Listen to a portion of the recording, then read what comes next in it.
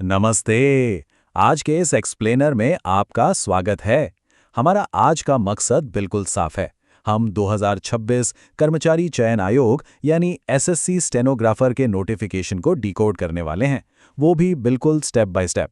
अगर आप इस शानदार सरकारी नौकरी के लिए अप्लाई करने का मन बना रहे हैं, तो यकीन मानिए ये जानकारी आपके लिए बहुत काम आने वाली है।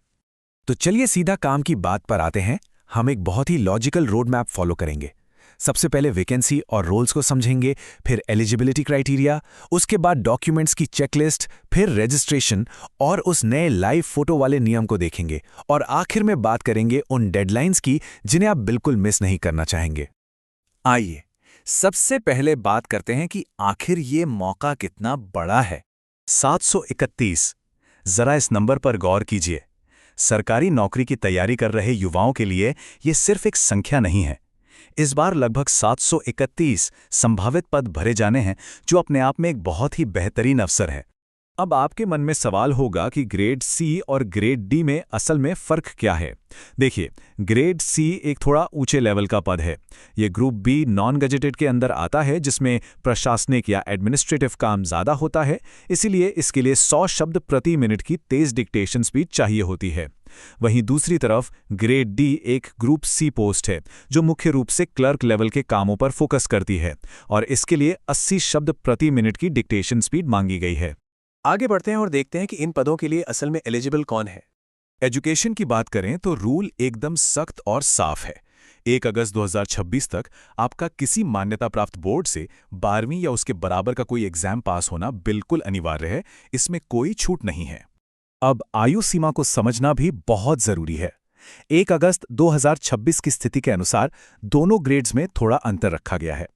ग्रेड सी के लिए आपकी उम्र 18 से 30 साल के बीच होनी चाहिए, जबकि ग्रेड डी के लिए ये लिमिट 18 से 27 साल है।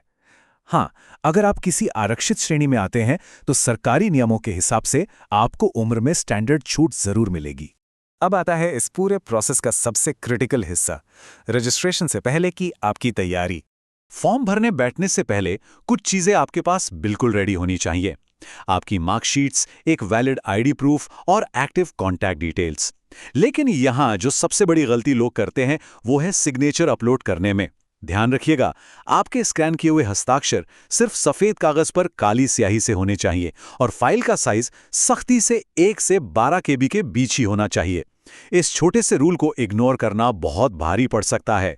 एसएससी के ऑफिशियल नोटिफिकेशन में भी साफ साफ एक हिदायत दी गई है कि गलतियों और देरी से बचने के लिए फॉर्म भरते समय अपने सारे ज़रूरी डॉक्यूमेंट्स पहले से तैयार रखें। और सच मानिए, ये वो सलाह है जो आपका बहुत सारा वक्त और सिर दर्द बचा सकती है। सब कुछ तैयार है, तो चलिए अब असल एक्शन लेते हैं, यानी फॉर्म भरने की प्रक्रिया को समझते हैं। सबसे पहले आपको OTR यानी वन टाइम रजिस्ट्रेशन करना होगा। जिन भी लोगों ने एसएससी की नई वेबसाइट ssc.gov.in पर अभी तक रजिस्ट्रेशन नहीं किया है, उन्हें स्टेनोग्राफर का फॉर्म भरने से पहले ये बेसिक प्रोफाइल बनानी ही होगी। ये एकदम अनिवार्य है। पूरा प्रोसेस बहुत ही सिंपल और सीधा है। वेबसाइट पर जाइए, अपना OTR कंप्लीट कीजिए, उसके बाद सीधे स्टेनोग्राफर एग्जाम के फॉर्म में अपनी डिटेल्स भरिए और अंत में अपनी फीस जमा कर दीजिए। अब यहाँ ध्यान दीजिए, क्योंकि ये इस पूरे प्रोसेस का सबसे बड़ा और सबसे दिलचस्प अपडेट है। पुरानी स्कैन की हुई फोटो अपलोड करने वाला सिस्टम अब पूरी तरह से खत्म हो चुका है। जी हाँ, अब आपको अपनी तस्वीर वेबकैम या ऑफिशियल एसएससी ऐप के जरिए लाइव कैप्चर करनी होगी। और इस लाइव फोटो के रूल्स भी बहुत स्ट्रिक्ट हैं। फोटो लेते वक्त आपको एकदम सीधे कैमरा में देखना है, और आपका बैकग्राउंड हल्का या बिल्कुल सफेद होना चाहिए। अगर आपने लाइट और एंगल का ध्यान नहीं रखा या पुरानी पासपोर्ट फोटो स्कैन करके डालने की कोशिश की, तो फॉर्म रिजेक्ट होने के चांसेस बहुत ज्यादा बढ़ जाते हैं। और आखिर में बात करते हैं उन डेडलाइंस की जिन्हें भूलना आपके लिए एक बड़ी परेशानी बन सकता है। फीस का स्ट्रक्चर बहुत ही सीधा सा है। जनरल, ओबीसी और ईडब्ल्यूएस के लिए फॉर्म की फीस 100 रुपये है। लेकिन अगर आप महिला हैं या SC, ST, PWBD या एक्स सर्विसमैन कैटेगरी से आते हैं, तो आपके लिए ये पूरी तरह से फ्री है। आपको कोई फीस नहीं देनी। अब इस टाइमलाइन को कहीं नोट कर लीजिए। फॉर्म भरने की शुरुआत 24 अप्रैल से हो चुकी है, लेकिन सबसे क्रिटिकल डेट है 15 मई रात 11 बजे। ये आपकी आखिरी डेडलाइन है। फीस जमा करने के लिए 16 मई तक का वक्त है। और अगर फॉर्म में कोई गलती हो जाती है तो उसे सुधारने के लिए 20 से 21 मई के बीच सिर्फ 48 घंटे के लिए करेक्शन विंडो खुलेगी। लेकिन याद रखिए, फॉर्म में गलती करना आपकी जेब पर भारी पड़ सकता है। 20 और 21 मई को आपके पास गलती सुधारने के सिर्फ 2 मौके होंगे। पहली बार करेक्शन करने पर 200 रुपए की पेनल्टी लगेगी, और अगर फिर भी गलती रह गई और दूसरी बार सुधारा तो सीधे 500 रुपए देने होंगे। ये पैसे रिफंड भी नहीं होते। इसीलिए समझदारी इसी में है कि पहली बार में ही फॉर्म बिल्कुल ध्यान से भरा जाए। तो दोस्तों, इस पूरी चर्चा के बाद मेरा आपसे एक सीधा सा सवाल है, क्या आपने OTR प्रोसेस शुरू करने के लिए अपने सारे डॉक्यूमेंट्स बिल्कुल रेडी कर लिए हैं? अगर नहीं तो आज ही सबसे पहले अपनी चेकलिस्ट पूरी कीजिए।